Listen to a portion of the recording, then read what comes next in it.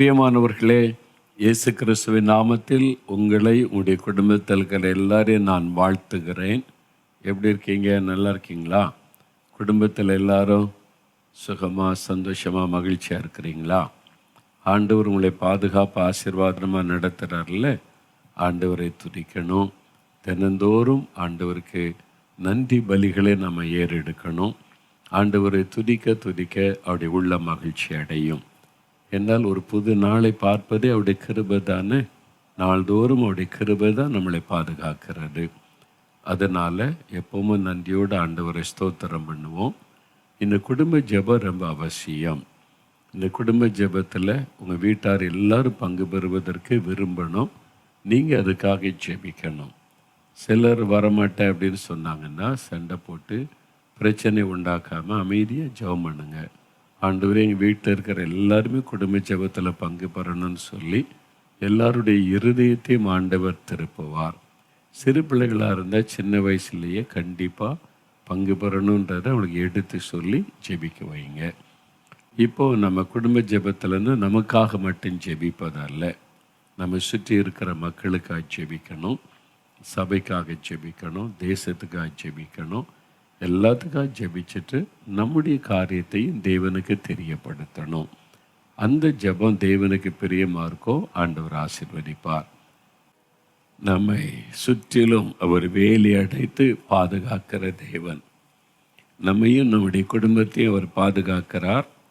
அந்த விசுவாசத்தை நாம் எப்பொழுதும் அறிக்கையிடணும். யோபுவையும் அவன் வீட்டையும் அவனுக்கு உண்டான எல்லாவற்றையும் கர்த்தர் வேலி அடைத்து பாதுகாத்தார் என்று வேதத்தில் பார்க்குறோம்ல.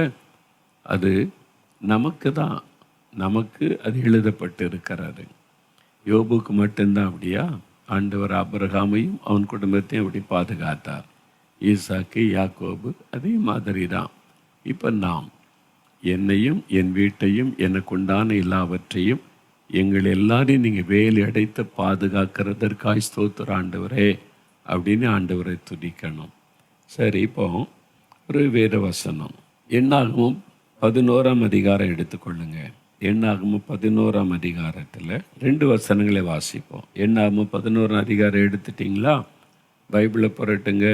பழைய ஏற்பாட்டில் 183வது பக்கம் 11ஆம் அதிகாரம் முதல் 2 வசனம். பின்பு ஜனங்கள் முறையிட்டு கொண்டிருந்தார்கள். அது கர்த்தருடைய செவிகளில் பொல்லாப்பாயிருந்தது. கர்த்தர் அதை கேட்டபோது அவருடைய கோபம் மூண்டது.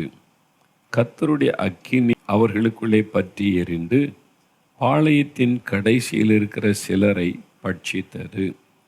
அப்பொழுது ஜனங்கள் மோசே நோக்கி கூப்பிட்டார்கள்.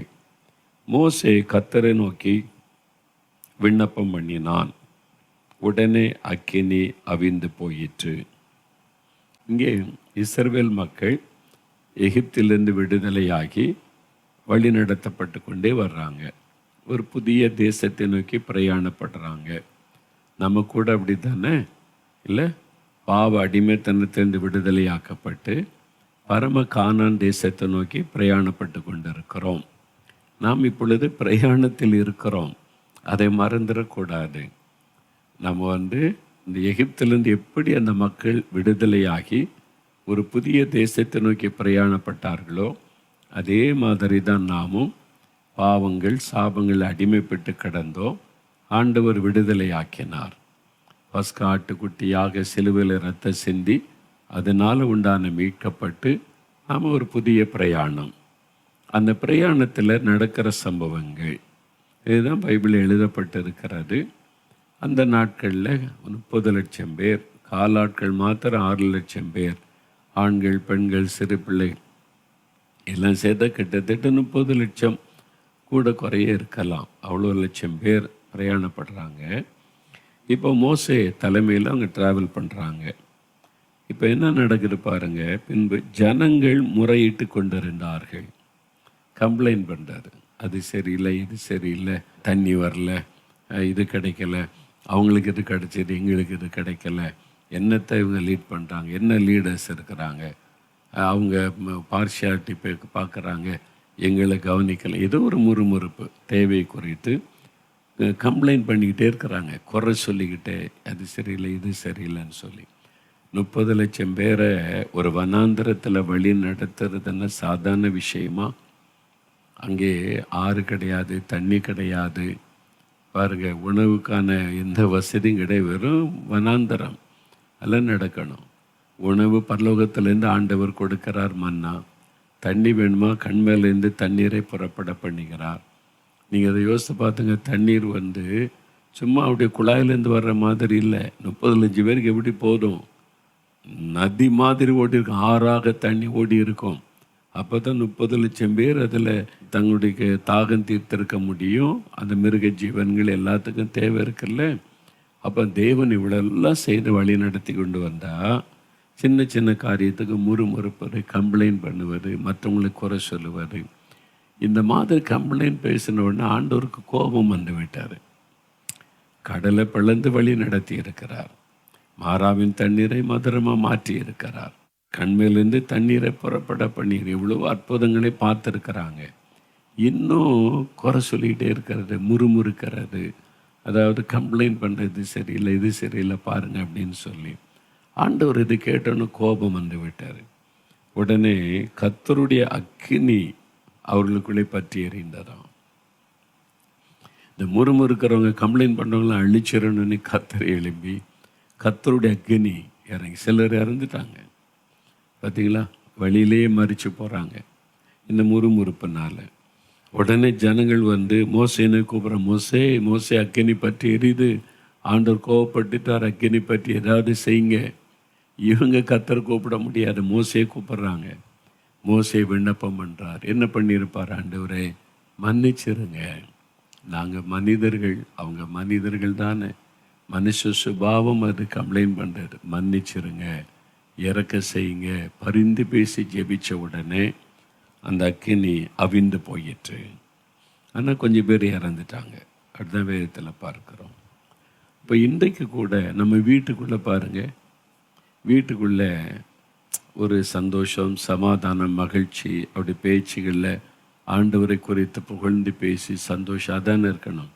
சிலர் கம்ப்ளைண்ட் பண்ணிக்கிட்டே இருப்பாங்க, ஒன்னால தான், அம்மா இவங்களால தான், இவளால் தான் நம்ம வீட்டில் இப்படி இருக்குது, இவன் ஜெபிக்க மாட்டான், இவன் சர்ச்சுக்கு வருவதில்லை, இவளால் தான் அவளால் தான். ஏன் ஜெபம் பண்ணி என்னத்துக்கு கண்டா, இவடி பாருங்கள் ஜெபிக்கிறேன்றா, இவ இப்படி இருக்கா பாருங்கள். கம்ப்ளைண்ட் பண்ணுவார் ஒருத்தருக்கு ஒருத்தர். ஒரு வீட்டுக்குள்ளே ஒரு மனமாக அன்பு ஐக்கியமாக இல்லாதபடி கம்ப்ளைண்ட் பண்ணுவார், குறை சொல்லுவது, ஏதாவது ஒரு குற்றத்தை சொல்லிக்கிட்டே இருக்கிறது. சிலர் பார்த்திங்களா, அதான் சுபாவம். அந்த வீட்டுக்குள்ளே இந்த காரியம் நடந்துக்கிட்டே இருந்தால் என்ன ஆகும்னு சொன்னால், ஒருவருக்கொருவர் உள்ள அன்பு பாதிக்கப்படும், ஐக்கியம் பாதிக்கப்படும், உறவு பாதிக்கப்படும். இதை பார்த்து ஆண்டவருடைய உள்ளம் துக்கம் அடையும். துக்கம் அடைவது மாத்திரம் சில சமயம் கோபப்பட்டுருவார். இவ்வளவு நான் உங்களுக்கு நன்மை செய்கிறேன், உங்களோட பேசுகிறேன், உங்களோட நான் வாசம் பண்ணுறேன், உங்களுடைய ஜெபத்தை கேட்குறேன், உங்களுக்கு அற்புதம்லாம் செய்கிறேன், ஆனாலும் நீங்கள் உணர்வு இல்லாமல் ஒருத்தருக்கு ஒருத்தர் குறை சொல்லி சண்டை போட்டுக்கிட்டே இருக்கிறீங்க, வீட்டுக்குள்ளே வாக்குவாதம் பண்ணுறீங்க, கூக்குரல் எழும்புது, அம்மா பாருமா இவன், அப்பா பாருமா இவங்கள, அப்பாவை பாருமா அம்மாவை பாருமா, இது மாதிரி குறை சொல்லிக்கிட்டு கம்ப்ளைண்ட் பண்ணிக்கிட்டு இந்த சத்தம் எழும்புது பாருங்கள். இது தேவனை இரிட்டேட் பண்ணிக்கிட்டே இருக்கும். உங்கள் வீடு எப்படி இருக்குது யோசித்து பாருங்கள். வீடுன்னு இருந்தால் சண்டை சச்சரவு வரத்தானே செய்யும், வரும். எப்போவுமே சண்டை சச்சரவுன்னு இருந்தால் வாக்குவாதம், சண்டை, சாப்பாட்டுக்கு முறுமுறுப்பு, ஒரு காஃபி எனக்கு டைமுக்கு தரல, இது குளிர்ந்து போயிருக்குது அப்படின்னு ஒரு முறுமுறுப்பு. இது ஒன்றுக்கும் சண்டை போட்டுக்கிட்டே இருந்தால் எப்படி யோசித்து பாருங்கள். யாராவது ஒருத்தர் சொன்னாங்க, அவங்க வீட்டில் 3-4 பேர் எல்லாம் ஸ்கூலில் படிக்கிறாங்க. தாயார் வந்து தோசை சுட்டு கொடுத்தாங்க. 4 பிள்ளைகளுக்கு சூடாக கொடுக்கணும், 4 பிள்ளைகள் ஸ்கூலுக்கு அனுப்பணும். 2 தோசை செட்டு வச்சு சுட்டு சூடாக கொடுக்குறாங்க, பிள்ளைகள் சாப்பிடட்டன்னு. ஒன்றுக்கு ஒன்று தட்டேன்னு சண்டை, எனக்கு முதல்ல கொடு, உனக்கு முதல்ல கொடு அப்படின்னு. தர்றேன், ஒவ்வொருத்தருக்காக தர்றேன்னு தாயார் கொடுக்குறாங்க. கொஞ்சம் இன்னும் இவனுக்கு தான் கொடுத்துக்கிட்டே இருப்பீங்க அப்படின்னு அவனை இடிக்கிறாரு, அவளை இடிக்கிறார். அவங்களுக்கு அக்கான்னா தான் முக்கியம், தங்கச்சின்னா முக்கியம், அவளுக்கு தான் கொடுப்பீங்க. முறுமுறுப்பு, சண்டை. கொஞ்சம் பொறுமையாக இருந்து, அம்மா எல்லாருக்கும் தான் தரப்போகிறாங்க. இல்லை, அதில் ஒருத்தர் தோசை எடுத்து அவசரமாக சுட்டு சுட்டு போட பிஞ்சிட்டா, எனக்கு இந்த பிஞ்ச தோசை வேண்டாம், தூக்கி எறிகிறாரு. பிஞ்ச தோசை எனக்கு வேண்டாம். அம்மா பொறுமையாக சொல்லி சொல்லி பார்த்தாங்க. சரி, பிஞ்ச தோசை வேண்டாம்ல, கொடு, பிய்யாத தோசை உனக்கு நல்லா சுட்டு தர்றேன். ஆனால் ஒன்று, இந்த தோசையை பிக்காமல் நீ சாப்பிடணும் அப்படின்னாங்களா. பிக்கவே கூடாது, பிக்காமல் சாப்பிடணும். பிஞ்ச தோசை வேண்டான்னு, இப்போ நான் தோசை முழுசாக சுட்டு தர்றேன், பிக்காமல் சாப்பிடணும் அப்படின்னாங்க. அது எப்படி சாப்பிட முடியும்? பிக்காமல் எப்படி சாப்பிடும்? பிக்காமல் நீ தானே கேட்ட, இந்த பிஞ்ச தோசை எனக்கு வேண்டான்னு சொன்னல, பிச்சு பிச்சு தானே சாப்பிட்றோம். அப்போ ஒன்று பிஞ்சிட்டுன்னா நீ சாப்பிட்ருக்கலாம்ல, பிக்காமல் சாப்பிடு, இல்லைன்னு அவ்வளோதான். இப்போ ஒரு புத்தி தெளிஞ்சிட்டு, தப்பு தான்மா நான் கேட்டார், ஐம் சாரி. அதுக்கப்புறம் தாயார் வந்து சரி சாப்பிடு அப்படின்னு சொன்னாங்க. இது மாதிரி சின்ன சின்ன காரியத்துக்கும் சின்ன பிள்ளைகள் மாதிரி பெரியவங்களும் சண்டை போடுவாங்க. அதாவது தமாசுக்கு விளையாட்டுக்கு ஒன்று ஒன்று பேசுகிறது வீட்டுகளில் சகஜம். சீரியஸாக சண்டை போட்டு பேசாமல் இருப்பாங்க. அண்ணனும் தங்கச்சியும் பேச மாட்டாங்க, அக்காவும் தம்பியும் பேச மாட்டாங்க. இந்த இதில் அம்மாவும் சில மகனும் பேச மாட்டாங்க, அப்பாவும் சில மகளும் பேச மாட்டாங்க. வாக்குவாதம், இவர்கிட்ட பேசணும் ஒரே வாக்குவாதம் தான் பேசுகிற, முறுமுறுப்பு, கம்ப்ளைண்ட் பண்ணுறது. ஒரு வீட்டுக்குள்ளே அப்படி இருக்கக்கூடாது. ஒரு வீடுன்னு இருந்தால் சந்தோஷமாக கலகலப்பாக பேசி ஆண்டவரை பற்றி பேசணும், துதிக்கணும், ஜெபிக்கணும். அப்படி தான். ஆனால் பிரச்சனை வருதில்ல, ஒரு தேவை வரும்போது தான் இதெல்லாம் வருது. ஒரு அவசியம் வரும்போது, அப்போ வந்து எனக்கு ஃபீஸுக்கு பணம் கொடுக்கணும், அவனுக்கு மட்டும் கொடுக்குறீங்க, இருந்தால் தரோம், நாளைக்கு தரலாம். இது மாதிரி பணத்தினால அல்லது ஒரு பொருளினால சில வாக்குவாதங்கள்லாம் கூட வரக்கூடும், கம்ப்ளைண்ட் வரும். அவனுக்கு தான் செய்கிறீங்க, எனக்கு செய்ய மாட்டீங்க, என் மேலே உங்களுக்கு அன்பே இல்லை அப்படின்னு சில பிள்ளைகள் பேசுவாங்க. இது மாதிரி ஒரு குடும்பத்துக்குள்ளே வாக்குவாதம் வரும்போது அது வந்து தேவனை துக்கப்படுத்தும். அவர் தானே குடும்ப தலைவர். அப்போ என்ன செய்யணும்? ஒரு பிரச்சனை நீ வந்துட்டா அதை பேசி கொண்டே இருக்காமல், ஒருத்தருக்கு ஒருத்தர் குறை சொல்லாமல், பிலிப்பியர் 4ஆம் அதிகாரம் 6-7 வசனத்தில் என்ன சொல்லியிருக்கு பாருங்க. பிலிப்பியர் 4ஆம் அதிகாரம் 6-7 வசனத்தை வாசிக்கும்போது என்ன சொல்லியிருக்குது? நீங்கள் ஒன்றுக்கும் கவலைப்படாமல், எது கவலைப்படுறீங்க? இந்த தேவை, அந்த தேவை, இந்த பிரச்சனை, அந்த பிரச்சனை, எதுக்கு வாக்குவாதம் பண்ணணும்? ஒன்றுக்கும் கவலைப்படாமல் எல்லாவற்றையும் குறித்து தேவனுக்கு தெரியப்படுத்துங்க. ஸ்தோத்திரத்தோட ஜபத்தினாலும் வேண்டுதலினாலும் தேவனுக்கு தெரியப்படுத்துங்க. அப்பொழுது எல்லா புத்திக்கும் மேலான தேவ சமாதானம் உங்கள் இருதயங்களை, உங்களுடைய குடும்பத்தை கிறிஸ்து இயேசுக்குள்ளாக காத்துக்கொள்ளும். அப்போ இந்த வாக்குவாதத்துக்கே இடம் கொடுக்காதபடி வாங்க நம்ம ஜெபிக்கலாம். ஆண்டவர் இந்த காரியத்தில் நமக்கு உதவி செய்வார், தேவை சந்திப்பார், எல்லாருக்கும் நலமானது நடக்கும்படி கர்த்தர் செய்வார். நம்ம ஜெபிக்கலாம், தேவனுக்கு தெரியப்படுத்தலாம். இந்த பழக்கத்தை ஏற்படுத்தி கொள்ளணும். நீங்களாக டிஸ்கஸ் பண்ணி பேசி சண்டை போட்டு தீர்வு இல்லாமல் குழப்பம் அடைகிறதை விட தேவனுக்கு தெரியப்படுத்தும், ஆண்டவர் அற்புதம் செய்வார்னு ஜெபிக்க ஆரம்பிச்சிட்டிங்கன்னா ஆண்டவர் அதில் தலையிடுவார், பொறுப்பெடுப்பார், எல்லாவற்றையும் நன்மையாக நடத்தி தருவார். அவ்வளோதான். இப்போ அப்படி தான் ஜெபிக்க போகிறேன். ஏதோ ஒரு பிரச்சனை, ஏதோ ஒரு வாக்குவாதம் வீட்டில் ஓடிக்கிட்டே இருக்குது. ஒரு காரியத்தை குறித்து என்ன பண்ணலாம், இப்படி பண்ணலாமா, இப்படி பண்ணலாம், ஆளு கொண்டு நான் சொல்கிறத கேட்க மாட்டீங்க, எவன் சொல்கிறதான் கேட்பீங்க. அது மாதிரி வாக்குவாதெல்லாம் நடக்குது. கம்ப்ளைண்ட் பண்ணிக்கிட்டே இருக்கீங்களா? இயேசுவே எங்களை மன்னிங்க, நாங்கள் இந்த உலக மனுஷரை போல் நடக்காதபடி உங்கள் பிள்ளைகளாக உங்களுக்கு தெரியப்படுத்துகிறோன்னு சொல்லுங்கள். ஆண்டவர் அற்புதமாக நடத்திடுவார். ஜெபிக்கலாமா? அப்படியே முழங்கால் போட்டிக்கிடுங்க எல்லாரும். ஆண்டவருடைய சமூகத்தில் நீங்கள் சொல்லுங்கள், நாங்கள் எல்லாவற்றையும் உமக்கு தெரியப்படுத்த நாங்கள் வந்திருக்கிறோம். ஆண்டவரே, எங்கள் குடும்பத்தில் இருக்கிற சகல காரியத்தை உமக்கு தெரியப்படுத்துகிறோம். நீங்கள் பொறுப்படுத்து எல்லாவற்றையும் நடத்தி கொடுங்க. எங்கள் வீட்டுக்குள்ளே இந்த முறுமுறுப்பு, இந்த வாக்குவாதங்கள், கம்ப்ளைண்ட் பண்ணுறது, ஒருத்தரை பற்றி ஒருத்தர் குறை சொல்கிறது, அவங்கள பற்றி வாக்குவாதங்கள், இதெல்லாம் எங்கள் வீட்டில் வேண்டாம். நாங்கள் உங்கள் பிள்ளைங்க, இது உங்கள் குடும்பம், நாங்கள் ஒருத்தருக்கு ஒருத்தர் சமாதானமாக, சந்தோஷமாக, மன மகிழ்ச்சியாக இருக்கணும். இந்த முறுமுறுப்பு, சண்டைக்கு இடம் கொடுக்கக்கூடாது. உங்களுக்கு நாங்கள் எல்லாத்தையும் தெரியப்படுத்துகிறோம். நீங்கள் தலையிட்டு எங்களுடைய எல்லா காரியத்தையும் பொறுப்படுத்த நடத்தி தாங்க. இந்த பிரச்சனைக்கு நீங்கள் நல்ல முடிவு உண்டாக்கி கொடுங்க. எல்லாத்தையும் உங்களுக்கு தெரியப்படுத்துகிறப்பா. உமக்கு நன்றி ஏசப்பா. என்னத்தை கவனிக்கிறீங்க, நீங்கள் உதவி செய்கிறீங்க, உங்களுக்கு ஸ்தோத்திரம். அப்படி எங்கள் தெருவில் இருக்கிற எல்லா குடும்பத்துக்காக நாங்கள் செபிக்கிறோம்.